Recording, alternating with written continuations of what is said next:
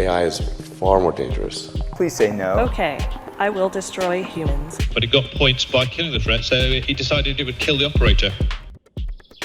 We're in the 21st century. We've evolved a lot. We switched from using traditional cooking methods to building a robot that can actually cook food for us. Fascinating, right? But since it's capable of doing many useful things, it's also capable of doing things that can actually harm us. AI has the ability to revolutionize human progress in a way that has not been witnessed since the Industrial Revolution. But it also has the ability to lead to a wide range of moral and legal issues. The self-driving car is a classic example that combines both problems. Imagine one of these vehicles is going to collide with a large group of pedestrians. Should we have protected the passengers or the crowd when programming the car's software? What if there's only one onlooker in risk as opposed to 4 people inside the car? What happens if something goes wrong legally? Who's accountable when a software flaw causes a mistaken action that kills or injures passengers or bystanders? Systems for justice and law enforcement already make use of AI. An automated facial recognition system, or AFR, which is being tested by the London Metropolitan Police, is used at public events like concerts, festivals, and sporting events.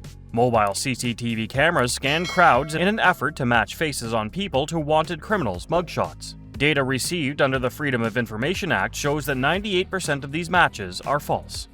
Big Brother Watch, a watchdog group, warns that automated facial recognition runs the risk of transforming public places into biometric checkpoints, which could have a chilling effect on a free society by preventing people from participating in protest marches out of fear of being mistakenly identified as criminals, arrested, and held in detention while identity checks are conducted. When analyzing data from 584 cases that were heard by the European Court of Human Rights in Strasbourg, researchers at University College London uncovered an astounding revelation that is more local. In 79% of the cases, an artificial intelligence judge was able to review current case law and reach the same decision as the human ECHR justices.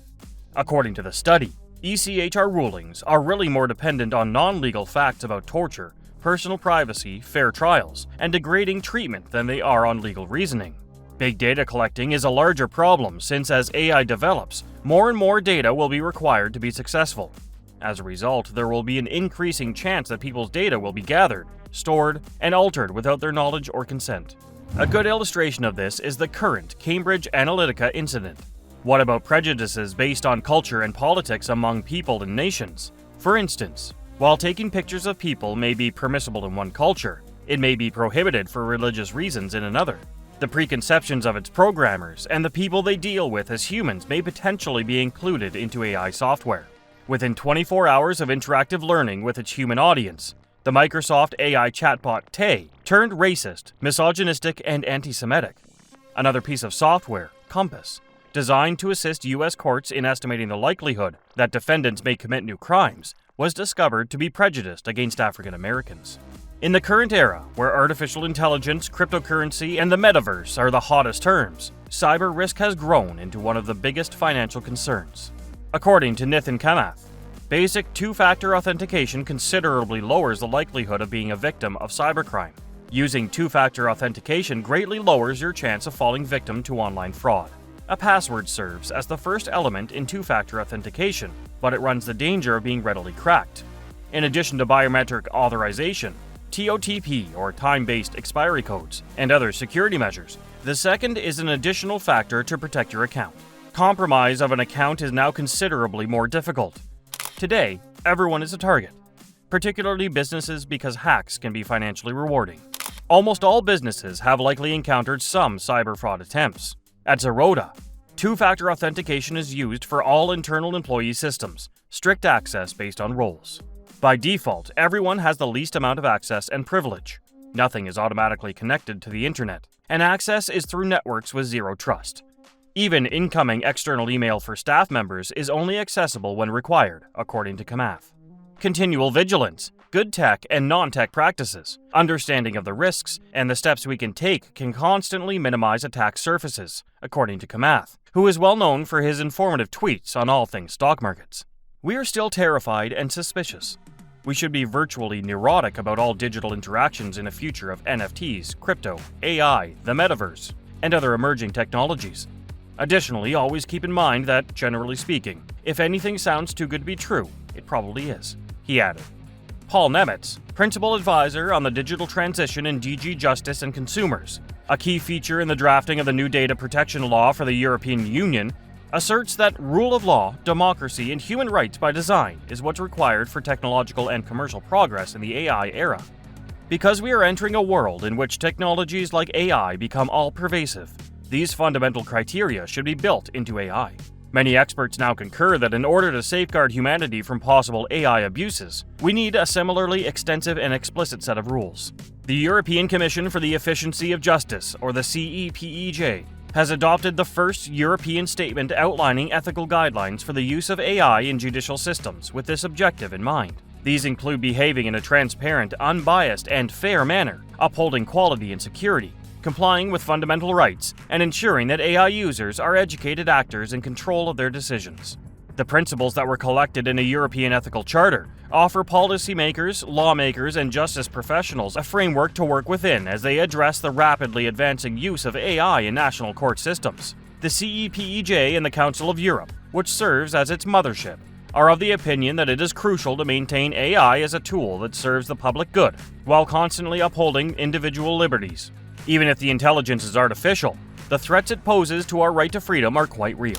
Be aware that ChatGPT and other AI platforms might not be entirely accurate if you utilize them.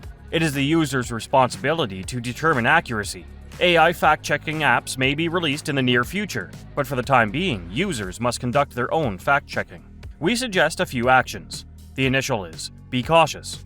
People frequently impulsively and without much thought share information they find through social media searches.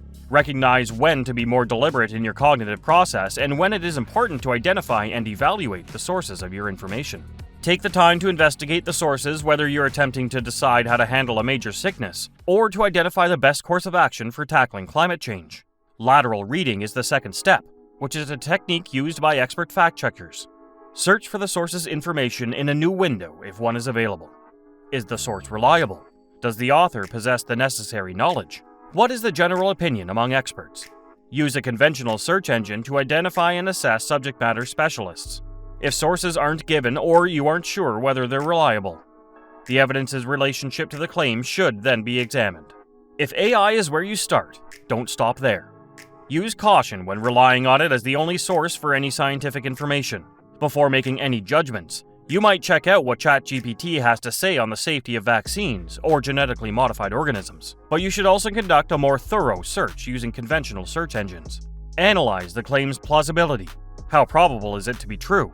Think twice before accepting an absurd and false claim from AI, such as 1 million deaths were caused by vaccines, not COVID-19. And ask yourself if it really makes sense. Once you have examined the evidence, take a provisional judgment but remain open to changing it. Everyone must become more competitive. If you're a parent, teacher, mentor, or community leader, work to increase your own digital literacy while encouraging others to do the same. The American Psychological Association offers advice on how to verify internet material and suggests that kids receive social media literacy training to reduce the dangers to their health and well-being. The News Literacy Project offers practical resources to advance and support digital literacy. Get the knowledge you need to manage the emerging AI information environment. You have probably already seen articles made by or derived by generative AI, even if you don't use it. Finding and analyzing trustworthy science material online might be time and effort consuming, but it is worthwhile.